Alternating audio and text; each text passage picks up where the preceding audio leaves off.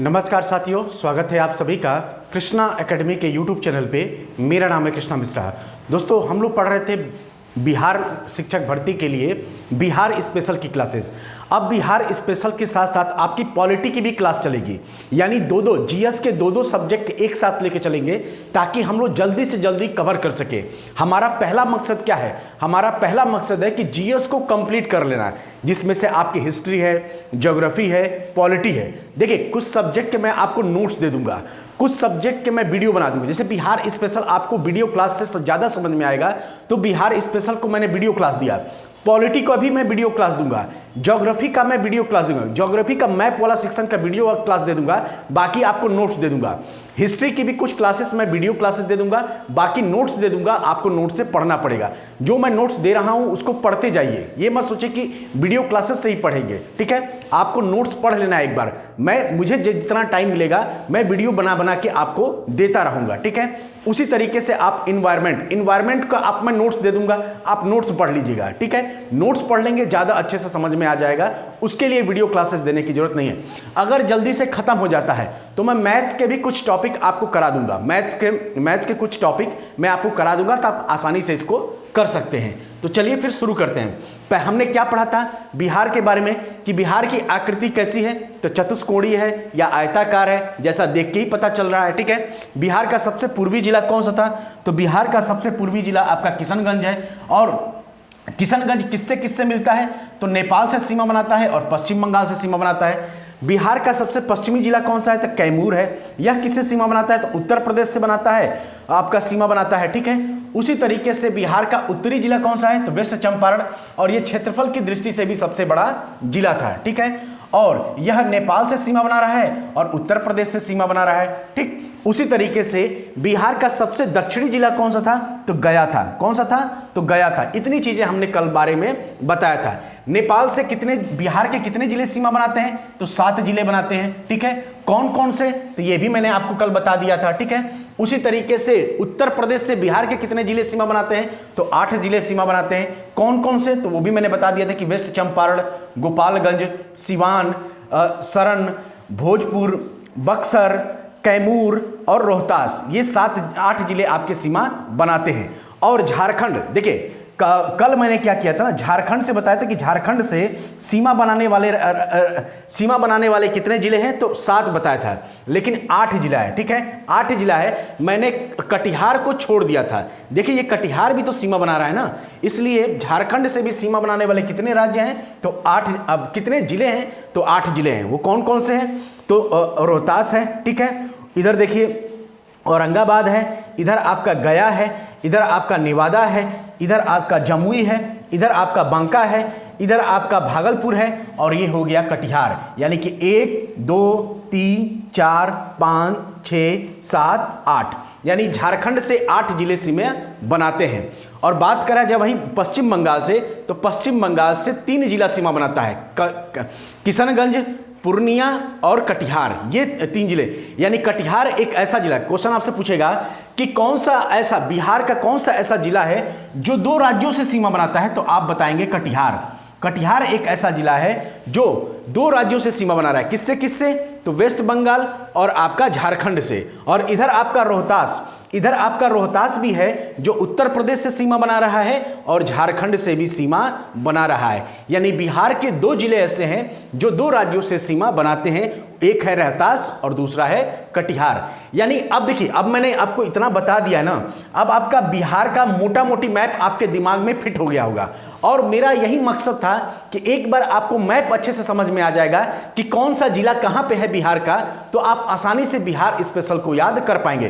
क्योंकि अब आप जो भी चीजें पढ़ेंगे ना, बिहार का इतिहास पढ़ेंगे, बिहार के भूगोल पढ़ेंगे, बिहार की मिट्टियां पढ़ेंगे, बिहार की जलवायु पढ़ेंगे, तो ये सब चीजें अब आपको रटने की चीजें हैं, अब आपको समझने की चीजें नहीं है। ये जो आज की क्लास और कल की क्लास थी, ये आपका बेस तैयार करती है। बिहार स्पेशल के लिए आपका बेस तैयार कर दिया है। अब आप चीजों को आसानी से समझ पाएंगे। तो चलिए फिर आगे चलते हैं। आगे है बिहार विशेष में। तो देखिए, ये पश्चिमी चंपारण है और ये क्षेत्रफल की दृष्टि से सबसे बड़ा जिला है। तो यहाँ पे लिखा भी है सबसे बड़ा जिला क्षेत्रफल की दृष्टि से है, कौन सा है? तो पश्चिमी चंपारण है। यह 5228 वर्ग किलोमीटर में फैला हुआ है और सर्वाधिक अनुसूचित जनजाति भी कहां पे है? तो बिहार के पश्चिमी चंपारण में है। तो आपसे क्वेश्चन पूछेगा कि सर्वाधिक अनुसूचित जनजाति वाला बिहार का कौन सा जिला है? तो आप बताएंगे पश्चिमी चंपारण है। यानी पश्चिमी चंपारण पहले स्थान पे है, कटिहार दूसरे स्थान पे है और पूर्णिया आपका तीसरे स्थान पर है। यानी अगर बड़े से छोटे की तरफ से देखा जाए तो पश्चिमी चंपारण, कटिहार और पूर्णिया ये कौन से जिले हैं? ये सर्वाधिक अनुसूचित जनजाति वाले जिले हैं। उसी तरीके से अगर पूछेगा कि सर्वाधिक लिंगानुपात किस राज्य का है, बिहार के किस जिले का है? तो आप बताएंगे सर्वाधिक लिंगानुपात गोपालगंज का है। ये गोपालगंज देखेंगे तो पडरौना से सटा हुआ है। पडरौना उत्तर प्रदेश के पडरौना, अरे उत्तर प्रदेश का अगर ये पूर्वी हिस्सा देखेंगे तो ऊपर महाराजगंज है, नीचे आपका पडरौना है, ठीक है, तीसरे नंबर पे देवरिया है, फिर उसके बाद से बलिया है, फिर आपका गाजीपुर है, फिर चंदौली है, फिर नीचे वाराणसी है, ठीक है। लेकिन वाराणसी बिहार से सीमा नहीं बनाता, इस चीज को याद रखिएगा, ठीक है। तो देखिए सर्वाधिक लिंगानुपात बिहार के किस जिले में है? तो गोपालगंज में है। और उसके बाद कौन सा है? तो सिवान है। और तीसरे स्थान पे कौन है? तो सारण है। और न्यूनतम 10 की वृद्धि भी आपका कहां पे है? तो गोपालगंज में है, ठीक है। इस चीज को याद रखिएगा। सर्वाधिक जनघनत्व वाला बिहार का कौन सा जिला है? तो वह है कैमूर। कौन सा है दोस्तों? तो कैमूर है। इसके बाद कौन सा है? तो जमुई और तीसरे नंबर पे है बांका। जमुई कहां पे है? ये है दूसरे स्थान पर, माने गया के बाद दूसरे स्थान पर बिहार का सबसे दक्षिणतम जिला जमुई ही है। और उसी तरीके से अगर आपसे क्वेश्चन पूछेगा कि सर्वाधिक साक्षरता वाला, बिहार का सर्वाधिक साक्षरता वाला जिला कौन सा है? तो आप बताएंगे रोहतास है। कौन सा है? तो रोहतास है। यहां पे कितने प्रतिशत साक्षरता है? तो 73.4% साक्षरता है। रोहतास के बाद कौन सा आता है? तो पटना आता है। बिहार की राजधानी पटना, साक्षरता के मामले में बिहार की राजधानी पटना दूसरे नंबर पे है।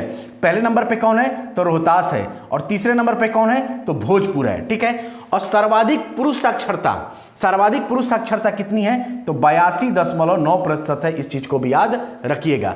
और सर्वाधिक महिला साक्षरता 63.0% है। इस चीज को भी आप याद रखिएगा। सबसे कम वर्षा कहां होता है? तो सबसे कम वर्षा औरंगाबाद में होता है। यानी आपसे क्वेश्चन पूछेगा कि बिहार के किस जिले में सबसे कम वर्षा होता है? तो आप बताएंगे औरंगाबाद। क्यों? क्योंकि ये पठारी एरिया है। यहां पे शुष्क प्रदेश पठारी एरिया में यह किस जगह पे आता है? तो ये आता है शुष्क प्रदेश में, इसलिए पठार एरिया है, इसलिए यहां पे कम वर्षा होता है, ठीक। अब आता है गया।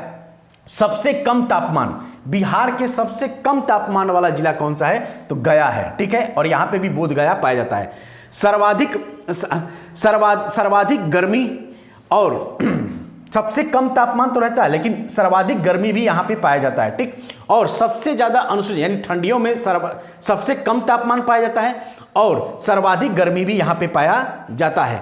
और सबसे ज्यादा अनुसूचित जनजाति कहां पाई जाती है? तो यहां पे गया में ही पाया जाता है। सबसे ज्यादा अनुसूचित जनजाति पूछा जाएगा तो आप पश्चिमी चंपारण लगाएंगे। लेकिन अगर आपसे क्वेश्चन पूछा जाएगा कि सबसे ज्यादा अनुसूचित जाति कहां पे पाई जाती है? तो गया में पाया जाता है। और कितने प्रतिशत पाया जाता है? तो 30.4% पाया जाता है, ठीक है। उसके बाद से सर्वाधिक अनुसूचित जनजाति के मामले में पहले स्थान पे गया है, दूसरे स्थान पे पटना है और तीसरे स्थान पे आपका समस्तीपुर है, ठीक। अब आते हैं, ये सभी चीजें आपको याद करना है, यहां से क्वेश्चन डायरेक्ट आएगा।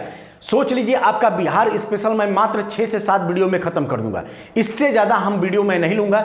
6 से 7 वीडियो में आपका बिहार स्पेशल कंप्लीट कर दूंगा। इसके बाद से जैसे ही बिहार स्पेशल कंप्लीट हो जाएगा, हम लोग क्या पढ़ेंगे? ज्योग्राफी। और ज्योग्राफी का मैप वाला सेक्शन अच्छे से पढ़ेंगे ताकि हम ज्योग्राफी में ज्यादा से ज्यादा नंबर कर सकें। ज्योग्राफी चलेगा, इधर आपकी पॉलिटी चली रहा है, पॉलिटी भी 10 से 12 क्लास में खत्म कर देंगे। उसके बाद से हिस्ट्री करा देंगे। उसके बाद से आपका अगर समय मिला तो पर्यावरण भी आपको करा देंगे, कोई दिक्कत वाली बात नहीं है।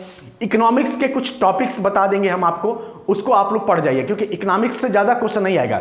इकोनॉमिक्स से जो क्वेश्चन आएगा वो करंट से आएगा, तो करंट आपको पढ़ना है। करंट के लिए आप नेक्स्ट एग्जाम चैनल को फॉलो कर सकते हैं, वहां से आप इसको पढ़ सकते हैं, ठीक है। सर्वाधिक जनसंख्या वाला जिला कौन सा है बिहार का?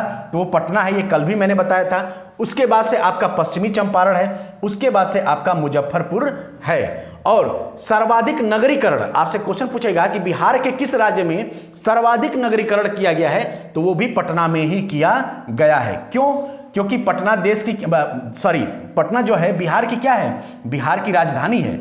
और सर्वाधिक नगरीकरण कहां पे है, तो पटना में ही हुआ है। और कितने प्रतिशत है, अगर आपसे प्रतिशत पूछेगा तो 43.1% आप बताएंगे। ठीक।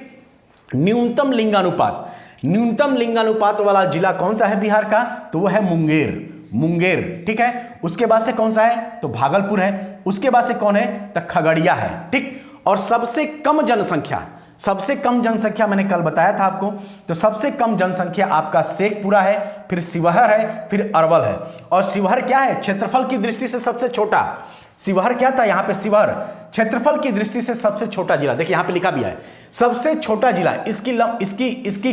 इसका क्षेत्रफल कितना है, 444 वर्ग किलोमीटर है। और सर्वाधिक जनघनत्व भी शिवहर में पाया जाता है। जिला सबसे छोटा है लेकिन जनघनत्व सबसे ज्यादा है। उसके बाद से पटना है, उसके बाद से आपका दरभंगा है।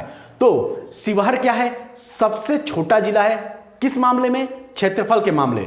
जनसंख्या के मामले में सबसे छोटा जिला कौन सा है, तो शेखपुरा है। ठीक। लेकिन भले क्षेत्रफल की दृष्टि से सबसे छोटा जिला से आपका शिवहर है, लेकिन सर्वाधिक जनघनत्व यहां पे पाया जाता है। और वो कितना पाया जाता है, तो 1880 वर्ग किलोमीटर। जनघनत्व का मतलब क्या होता है, एक वर्ग किलोमीटर के अंदर, एक वर्ग किलोमीटर के अंदर, मान लीजिए कि ये जो पूरा एरिया है वह एक वर्ग किलोमीटर है। कितना है, तो 1 वर्ग किलोमीटर है। तो 1 वर्ग किलोमीटर के अंदर जितने भी लोग रहते हैं वही क्या कहलाता है, जनघनत्व कहलाता है। यानी 1 वर्ग किलोमीटर के अंदर कितने लोग हैं, तो 1880 लोग हैं। इसीलिए जो शिवहर है वह बिहार का सर्वाधिक जनघनत्व वाला जिला है। और न्यूनतम अनुसूचित जनजाति भी कहां पाई जाती है, तो शिवहर में पाई जाती है। ये चीज आपको याद रखना है। यानी ये जो आपका मैप है ये आपके लिए बहुत इंपॉर्टेंट है। यहां से कम आपके 10 से 12 क्वेश्चन बन सकते हैं, 10 से 12 क्वेश्चन। तो इस चीज को याद रखिएगा। देखिए मैं पढ़ा तो रहा हूं आपको, लेकिन इसका मैं टेस्ट भी लूंगा, और टेस्ट अचानक लूंगा और वो भी यूट्यूब पे लूंगा। तो आपको एकदम याद करते चलना है। मैं देखना चाहता हूं कि इसमें जितने भी लोग, इसमें कम से कम इस बैच में कम से कम 1500 लोग जुड़े हैं, 1500 लोग। तो मैं देखना चाहता हूं कि इस 1500 लोग में से कितने लोग इसको लगातार तैयारी करते रहे और लगातार जो मैं क्लासेस दे रहा हूं उसकी तैयारी करते जा रहे हैं। क्योंकि एग्जाम में मैं कितना भी पढ़ा दूं, एग्जाम आपको देना है, इसलिए आपको भी पढ़ना पड़ेगा। बिना पढ़े आप सिलेक्शन नहीं पा सकते, चाहे वो कोई भी बोर्ड हो। और एक और मजे की बात बताएं, बहुत कम लोग बिहार का फॉर्म भर रहे हैं, बहुत कम लोग। अभी मात्र 35,000 फॉर्म पड़े हैं। और वैकेंसी कितना है, वैकेंसी अगर देखा जाए ओवरऑल प्राइमरी की तो लगभग 80,000 है, जिसमें जनरल की 13,000 है। 13,000 जनरल की सीटें हैं, यानी जनरल की सीटें। और ये कम नहीं है। जहां अभी मैंने पीसीएस का प्री दिया था और पीसीएस का मेरा प्री क्वालिफाई हो गया है, इसीलिए मेरे पास समय नहीं है ना, वरना मैं मैथ अभी आपको पढ़ा देता। ठीक है। लेकिन मेरे पास समय नहीं है, इसीलिए मैं आपको सिर्फ जीएस पढ़ा रहा हूं अभी। ठीक है। और जैसे ही जीएस कंप्लीट होगा मैथ भी करा दूंगा। ठीक। तो पीसीएस प्री के लिए 254 सीट थी, कुल मिला के 254 सीट थी। इसमें लगभग 5.5 लाख बच्चों ने इस एग्जाम को दिया था। और पीसीएस प्री का रिजल्ट आया जिसमें 4000 बच्चों ने क्वालिफाई किया है। 4000 बच्चों ने सिर्फ क्वालिफाई किया है, जिसमें एक मैं भी हूं। तो सोचिए 254 सीट पे फॉर्म कितने भरे गए थे, तो 5.5 लाख बच्चों का सिलेक्शन किया हुआ कि प्री के लिए कितना हुआ है, तो सिर्फ 4000 बच्चों का सिलेक्शन हुआ है प्री के लिए। अब वो मेंस देंगे, फिर इंटरव्यू देंगे। तो आप कभी भी नंबर आप वैकेंसी पे मत जाइए, अपनी तैयारी पे भरोसा करिए ताकि आप आसानी से सिलेक्शन पा जाए। ठीक है। अब देखिए, तो न्यूनतम अनुसूचित जनजाति वाला जिला कौन सा है बिहार का, तो वो है शिवहर। ठीक। अब आता है न्यूनतम महिला साक्षरता। बिहार में न्यूनतम महिला साक्षरता कहां पाई जाती है, तो ये पाया जाता है सहरसा। कहां पे, तो सहरसा में पाया जाता है। और कितने प्रतिशत पाया जाता है, तो 41.7% पाया जाता है। और सर्वाधिक दशकीय वृद्धि कहां पाया जाता है, तो बिहार के किस जिले में सर्वाधिक दशकीय वृद्धि पाया जाता है, तो दशकीय वृद्धि का मतलब समझते हैं 10 साल में जो वृद्धि हुई है, यानी 10 साल में जो वृद्धि हुई इसको दशकीय वृद्धि कहते हैं। तो सर्वाधिक दशकीय वृद्धि कहां पे सबसे ज्यादा है? तो मधेपुरा में है। कहां पे? तो मधेपुरा में है। और कितने प्रतिशत है ये भी याद रखना है, 31.01% है। यहां से भी क्वेश्चन आपसे पूछा जा सकता है। ठीक, आगे देखते हैं। सर्वाधिक वर्षा, अभी हमने क्या पढ़ा? अभी हमने पढ़ा सबसे कम वर्षा। सबसे कम वर्षा बिहार में कहां पे होता है? तो औरंगाबाद में होता है। लेकिन सर्वाधिक वर्षा बिहार के किस जिले में सर्वाधिक वर्षा होता है? तो किशनगंज में होता है। ये मैंने बताया था भी कल। क्यों होता है? क्योंकि ये शिवालिक के करीब है, नेपाल से सटा हुआ है ना, यानी हिमालय के शिवालिक पहाड़ी से सटा होने के कारण यहाँ पे क्या, ये तराई क्षेत्र में आ जाता है। और तराई क्षेत्र में आ जाने के कारण यहां पे सर्वाधिक वर्षा होता है। लेकिन ये जो औरंगाबाद है ना, यह वृष्ट छाया प्रदेश में होता है। अब वृष्ट छाया प्रदेश क्या होता है ये मैं आपको ज्योग्राफी में पढ़ाऊंगा। ठीक है, कि वृष्ट छाया प्रदेश, अरे मैं आपको बता रहा हूं ना कि मतलब ज्योग्राफी में जब मैं मैप वाला सेक्शन पढ़ाऊंगा ना, बहुत मजा आएगा आपको।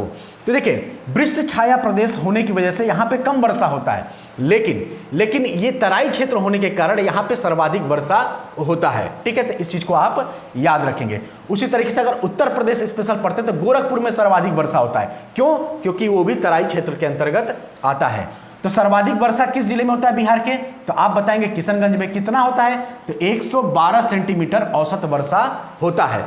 और न्यूनतम अनुसूचित जनजाति कहां पे पाया जाता है? तो पहले स्थान पे शिवहर था जो मैंने बताया है, उसके बाद से किशनगंज है, उसके बाद से शेखपुरा है। इस मैप को आप अच्छे से याद करिएगा, इसलिए एक एक चीज को मैं बहुत डिटेल से पढ़ा रहा हूं। सबसे कम साक्षरता, अब सबसे कम सर्वाधिक साक्षरता वाला जिला कौन सा था बिहार का? तो रोहतास था। ठीक है, और सर्वाधिक पुरुष साक्षरता और सर्वाधिक महिला साक्षरता भी यहां पे पाया जाता है। लेकिन सबसे कम साक्षरता वाला बिहार का जिला कौन सा है? तो वो है पूर्णिया। ये किससे सटा हुआ है? तो पश्चिम बंगाल से सटा हुआ है। तो पूर्णिया जिला है जो बिहार का, वो सबसे कम साक्षरता वाला जिला है। उसके बाद से कौन है? सीतामढ़ी आप लोग कई बार गए होंगे। उसके बाद आता है कटिहार। ठीक है, और न्यूनतम पुरुष साक्षरता भी कहां पाया जाता है बिहार में? तो बिहार के किस जिले में पाया जाता है? तो पूर्णिया में ही पाया जाता है। न्यूनतम पुरुष साक्षरता पाया जाता है। सबसे कम साक्षरता जिला तो है ही है, लेकिन पुरुष साक्षरता भी सबसे न्यूनतम कहां पाया जाता है? तो कटिहार में पाया जाता है। और कितने प्रतिशत पाया जाता है? तो 59.4% पाया जाता है। तो उम्मीद है ये चीजें आपको बहुत अच्छे से समझ में आ गया होगा। और यहां से कम आपसे 10 से 12 क्वेश्चन बनेंगे। अब एग्जाम में यहां इसी पीडीएफ से बस ये इस मैप से कम 3 से 4 क्वेश्चन आपका बन सकता है एग्जाम में आपके। तो ये वाला पीडीएफ आपके लिए बहुत इंपॉर्टेंट है, इसको बार बार आप लोग नोट कर लीजिएगा। ठीक है, पीडीएफ आपको मिल जाएगा तो इसको तैयार करते चलिएगा। अब आते हैं बिहार के प्रशासनिक विभाजन पे, कि बिहार का विभाजन कैसे हुआ है, प्रशासनिक विभाजन, उसको भी हम लोग देख लेते हैं। ठीक, तो देखिए बिहार का प्रशासनिक विभाजन, तो बिहार का प्रशासनिक विभाजन, पहला फैक्ट है कि दिल्ली दरबार हुआ था। अब आपसे कितने बार दिल्ली दरबार हुआ है? तो तीन बार दिल्ली दरबार हुआ है। ठीक है, और एक दिल्ली दरबार हुआ था कब? 1911 में। और 1911 में जो दिल्ली दरबार हुआ था, उसी समय कलकत्ता को राजधानी हटा के कहां कर दिया गया था? तो दिल्ली में लाया गया था। यह भी चीज याद रखिएगा। तो 12 दिसंबर 1911 को जो दिल्ली दरबार हुआ था, उसमें बिहार को पृथक किया गया, बिहार प्रांत बनाने की घोषणा की गई। किससे पृथक करके? पश्चिम बंगाल से पृथक करके। पहले जो आपका ये जो बिहार है ना, बिहार, बंगाल और उड़ीसा, ये पहले एक राज्य होते थे, बहुत बड़ा राज्य होता था। पूरा बिहार ले लीजिए, पूरा पश्चिम बंगाल ले लीजिए और पूरा उड़ीसा लीजिए, ये पूरा एक ही में था, मतलब अलग अलग नहीं था। लेकिन बाद में धीरे धीरे पहले बिहार को अलग किया गया, मतलब पश्चिम बंगाल से बिहार को अलग किया गया और बिहार और उड़ीसा एक प्रांत बनाया गया। लेकिन बाद में उड़ीसा को भी अलग कर दिया गया, उसके बाद झारखंड को भी अलग कर दिया, झारखंड भी टूटा है। ठीक है, तो बिहार को कई टुकड़े हुए हैं कई बार, तो उन्हीं चीज को हम देख लेते हैं। तो 12 दिसंबर 1911 ईस्वी को दिल्ली दरबार में पश्चिम बंगाल, यहां पे लिखा मैंने, लेकिन समझ जाइएगा कि पश्चिम बंगाल से पृथक करके बिहार प्रांत बनाने की घोषणा की गई। ठीक, फिर एक साल बाद 22 मार्च 1912 ईस्वी को बिहार उड़ीसा सहित, यानी देखिए बिहार और उड़ीसा सहित प्रांत गठन की अधिसूचना या घोषणा की गई। यानी कि 1912 ईस्वी को बिहार और उड़ीसा को मिलाकर एक प्रांत बनाने की अधिसूचना या घोषणा की गई। उसके बाद 1 अप्रैल 1912 ईस्वी को बिहार उड़ीसा सहित, बिहार प्लस उड़ीसा सहित प्रांत का गठन हुआ। तो बिहार का उड़ीसा सहित प्रांत का गठन कब हुआ? तो 1 अप्रैल 1912 ईस्वी को हुआ। ये कब हुआ? जब ये पश्चिम बंगाल से टूटा। पश्चिम बंगाल से कब टूटा? तो याद रखेंगे आप कि 12 दिसंबर 1911 को दिल्ली दरबार में बिहार प्रांत बनाने की घोषणा की गई, लेकिन ये 22 मार्च 1912 ईस्वी को क्या हुआ? बिहार और उड़ीसा को मिलाकर एक अलग राज्य बनाने का गठन किया गया। लेकिन आगे चलकर 1 अप्रैल 1936 ईस्वी को, आगे चलकर 1 अप्रैल 1936 ईस्वी को बिहार और उड़ीसा अलग अलग राज्य बने। यानी कि बिहार से भी उड़ीसा कब अलग हुआ? तो 1 अप्रैल 1936 ईस्वी को। देखिए अब सीक्वेंस समझिए, पश्चिम बंगाल से बिहार कब अलग हुआ? तो 22 मार्च 1912 ईस्वी को। ठीक, उसके बाद से बिहार उड़ीसा से, बिहार और उड़ीसा मिलकर नया राज्य कब बना? तो 1 अप्रैल 1912 ईस्वी को। लेकिन 1 अप्रैल 1936 ईस्वी को बिहार के साथ उड़ीसा भी अलग हो गया, उड़ीसा एक अलग राज्य हो गया। ठीक है, तो 1 अप्रैल 1936 ईस्वी को बिहार एवं उड़ीसा अलग राज्य बन गए। और 15 नवंबर 2000 ईस्वी को, 15 नवंबर 2000 ईस्वी को बिहार का अंतिम विभाजन हुआ और झारखंड एक नए राज्य के रूप में अस्तित्व में आया। यानी बिहार का कुल कितनी बार डिवाइड हुआ है? तो बिहार, पहले देखिए, बिहार, बंगाल, उड़ीसा और झारखंड, ये सभी 4 जिले एक में थे। यानी कुल 4 बार विभाजन हुआ। पहली बार जब विभाजन हुआ तो पश्चिम बंगाल से हुआ। कब हुआ? तो 1912 में हो गया। ठीक है, दिल्ली दरबार में इसकी घोषणा की गई, 1912 में अलग कर दिया गया। उसके बाद से बिहार और उड़ीसा और झारखंड मिलकर एक नया राज्य बने। उड़ीसा और बिहार मिलकर कब बने? तो 1 अप्रैल 1912 ईस्वी को। लेकिन 1 अप्रैल 1936 ईस्वी को बिहार से उड़ीसा को भी अलग कर दिया गया। और सन 2000 ईस्वी में, यानी कि 15 नवंबर 2000 ईस्वी में बिहार का अंतिम विभाजन हुआ और झारखंड एक नए राज्य के रूप में अस्तित्व में आ गया। ठीक है, ये सभी चीजें हैं। अब आगे देख लेते हैं। आगे कह रहा है कि बिहार में कुल 38 जिले हैं। ये सभी आपको मालूम है कि बिहार में कुल 38 जिले हैं। और 38वां जिला कौन सा बना है? तो अरवल बना है। याद रखिएगा, आपसे क्वेश्चन पूछ लेगा कि बिहार का 38वां जिला कौन बना है? तो अरवल बना है। इस चीज को आप याद रखेंगे। बिहार में अनुमंडल, अनुमंडल का मतलब क्या होता है? Sub division. यहां पे मैंने इंग्लिश भी दिया हुआ है। तो बिहार में अनुमंडल की संख्या कितनी है? तो 101 है। क्वेश्चन पूछा जा सकता है कि बिहार में अनुमंडल की संख्या कितनी है? तो 101 है, आपको याद रखना है। उसी तरीके से बिहार में प्रखंड सह अंचल कितने हैं? तो बिहार में प्रखंड सह अंचल 534 हैं। और बिहार में पंचायतों की संख्या कितनी है? तो 8067 है। ठीक, उसी तरीके से बिहार राज्य में नगर निगमों की संख्या कितनी है? तो 19 है। कितनी है दोस्तों? 19 है। उत्तर प्रदेश में कितनी है? तो उत्तर प्रदेश में 17 है। ठीक है, और 17वां नगर निगम कौन सा है? सहारनपुर है। लेकिन बिहार में नगर निगमों की संख्या कितनी है? तो 19 है। ठीक, और 19वां नगर निगम कौन सा है? तो आपका सहरसा है। कौन सा है? तो सहरसा है। ठीक है, सहरसा, यानी 19वां नगर निगम बिहार का कौन बनाया गया है? तो सहरसा बनाया गया है। बिहार में नगर परिषद कितने हैं? तो 88 हैं। ठीक, नगर पंचायत कितने हैं? तो 154 है। इस चीज को आप याद रखें। ये सारा फैक्ट आपको याद रखना है। यकीन मानिए यहां से एक भी क्वेश्चन आपका बाहर नहीं जाएगा अगर अच्छे से तैयार कर लेते हैं तो।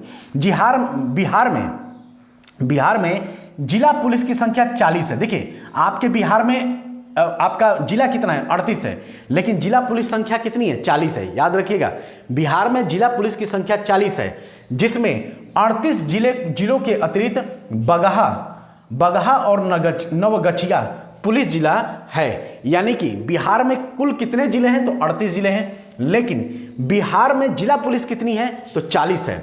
और इन 38 जिलों के अतिरिक्त जो दो जिला है वो कौन सा है? तो बगहा है और नवगछिया है। इस चीज को आप याद रखिएगा। बिहार का विधानमंडल कैसा है? तो बिहार का विधानमंडल जो है वह द्विसदनीय है। कौन सा है? तो बिहार का जो विधानमंडल है वह आपका द्विसदनीय है। कौन सा है? तो द्विसदनीय, यानी कि यहां पे बिहार में विधानसभा और राज्यसभा पाई जाती हैं। क्योंकि तभी तो द्विसदनी हुआ भाई।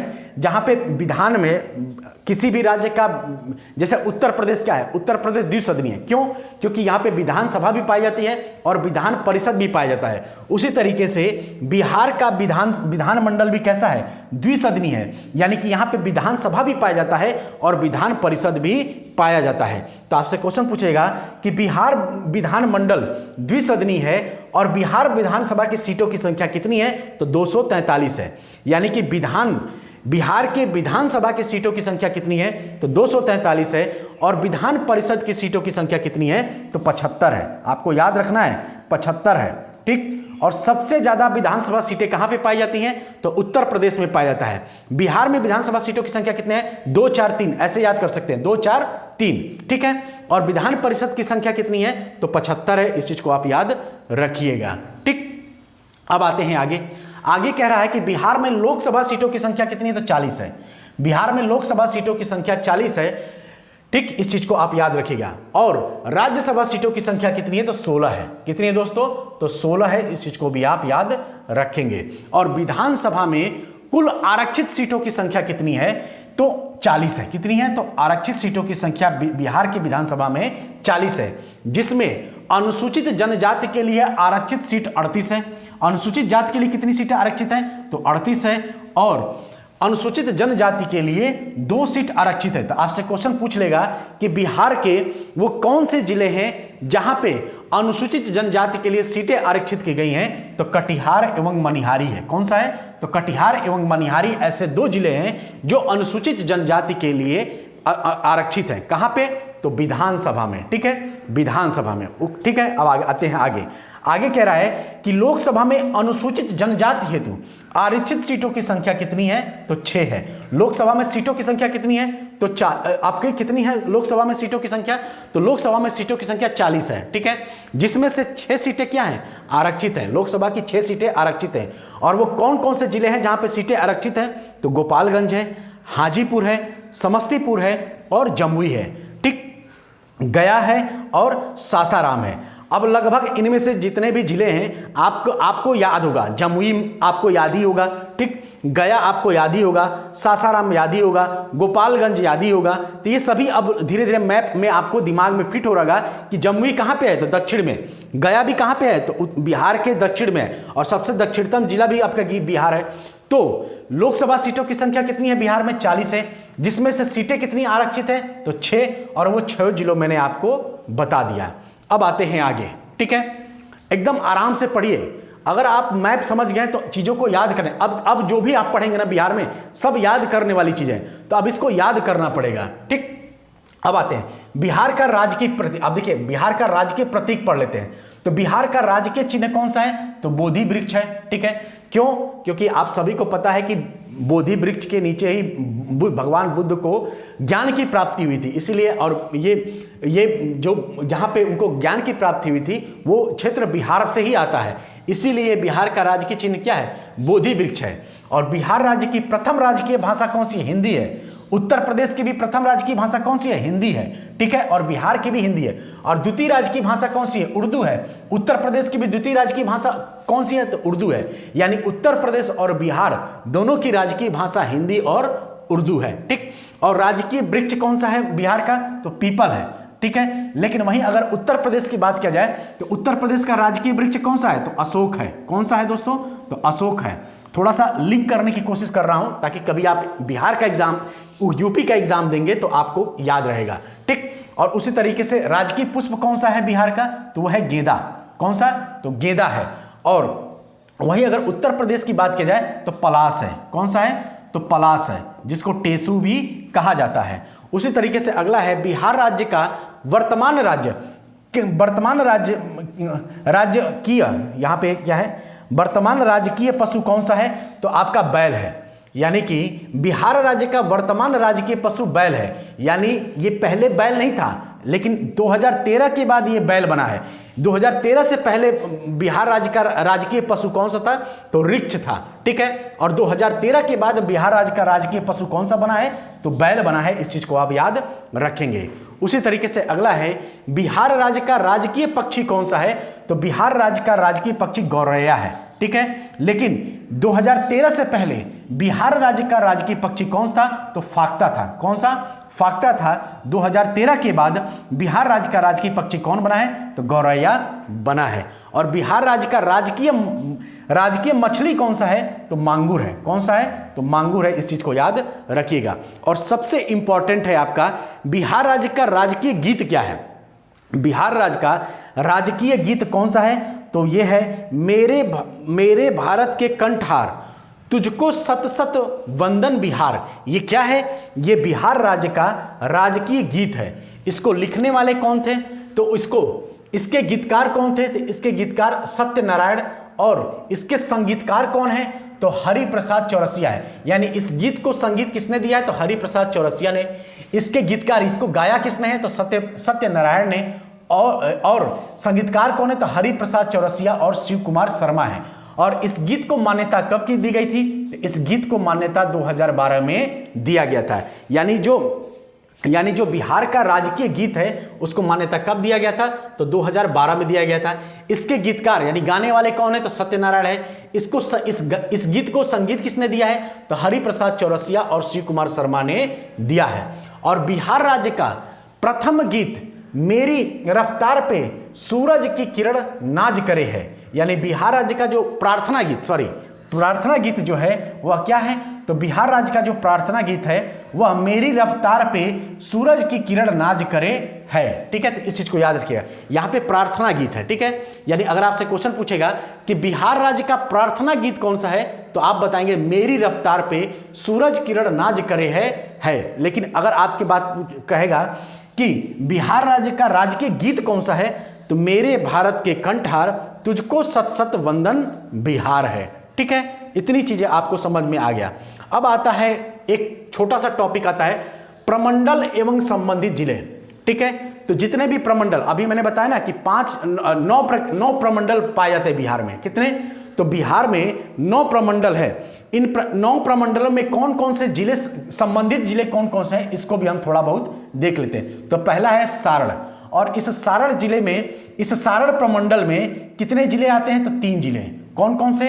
तो सारण है, सिवान है, गोपालगंज है। उसी तरीके से तिरहुत। अब सबसे ज्यादा आपसे क्वेश्चन पूछेगा कि बिहार के किस प्रमंडल में सबसे ज्यादा जिले हैं, तो आप बताएंगे तिरहुत में है। और कहां पे है? और आपका पटना में है और मुंगेर में है। यानी यहां पे सबसे ज्यादा मतलब संबंधित जिले हैं इस प्रमंडलों में, 6 तीनों में है। तो तिरहुत में कौन कौन से जिले हैं? तो पश्चिमी चंपारण है, पूर्वी चंपारण है, मुजफ्फरपुर है, वैशाली है, सीतामढ़ी है और शिवहर है। उसी तरीके से दरभंगा प्रमंडल में कितने जिले हैं? तो 3 जिले हैं। कौन कौन से? तो मधुबनी, दरभंगा, समस्तीपुर। उसी तरीके से कोसी, बिहार की शोक नदी किसे कहा जाता है? कोसी को ही कहा जाता है। ठीक है, तो कोसी कौन सी है? कोसी के अंतर्गत कितने जिले आते हैं? तो 3 जिले आते हैं। कौन कौन सा? तो सहरसा, सुपौल और मधेपुर। ठीक, आपको ये नहीं याद करना है, बस इतना याद रखना है कि प्रमंडलों की संख्या कितनी है? 9 है। यहीं से क्वेश्चन आपका बन जाएगा। ठीक, और कितने जिलों में सर्वाधिक जिले पाए जाते हैं, यानी सर्वाधिक जिले संबंधित है किस प्रमंडल में? तो तिरहुत है, आपका पटना है और आपका मुंगेर है। ठीक, पटना में 6 जिले आते हैं। कौन कौन से? तो पटना, नालंदा, भोजपुर, बक्सर, कैमूर और रोहतास है। उसी तरीके से मगध से 5 जिले संबंधित है, यानी मगध प्रमंडल से 5 जिले संबंधित हैं। कौन कौन से? तो गया है, औरंगाबाद है, नवादा है, जहानाबाद है और अरवल है। और मुंगेर से आपके 6 जिले संबंधित है। कौन कौन से? तो मुंगेर, जमुई, लखीसराय, शेखपुरा, बेगूसराय, खगड़िया और भागलपुर से कितने जिले संबंधित हैं? तो 2 जिले। कौन कौन से? तो भागलपुर और बांका है। ठीक है, तो दोस्तों ये था आज की क्लास। आज की क्लास में हमने 3 टॉपिक कवर किया। पहला तो बिहार का जो जनसंख्या वाला टॉपिक है कि कहाँ जनसंख्या सबसे ज़्यादा है, कहाँ पे जनसंख्या कम है, सर्वाधिक वर्षा कहाँ होता है, ये सब चीज़ें देखे मैंने, मतलब ठीक। और उसके बाद से प्रमंडल देखा, उसके बाद से हमने बिहार का विभाजन देखा, प्रशासनिक विभाजन, तो ये सब टॉपिक हमने कवर किया। ठीक है, अब हम लोग आएंगे क्या? बिहार के इतिहास, बिहार का भूगोल और बिहार की जलवायु और मिट्टी पढ़ लेंगे, तो हमारा बिहार स्पेशल पूर्णतः कंप्लीट हो जाएगा। ठीक है, और उसके बाद से हम लोग जैसे ही बिहार स्पेशल कंप्लीट हो जाएगा, हम लोग ज्योग्राफी में इंटर कर जाएंगे। तो घबराने की जरूरत नहीं है, आपका बिहार स्पेशल बहुत अच्छे से, बहुत कम समय में और बहुत बेहतरीन तरीके से आपको कवर कराया जाएगा।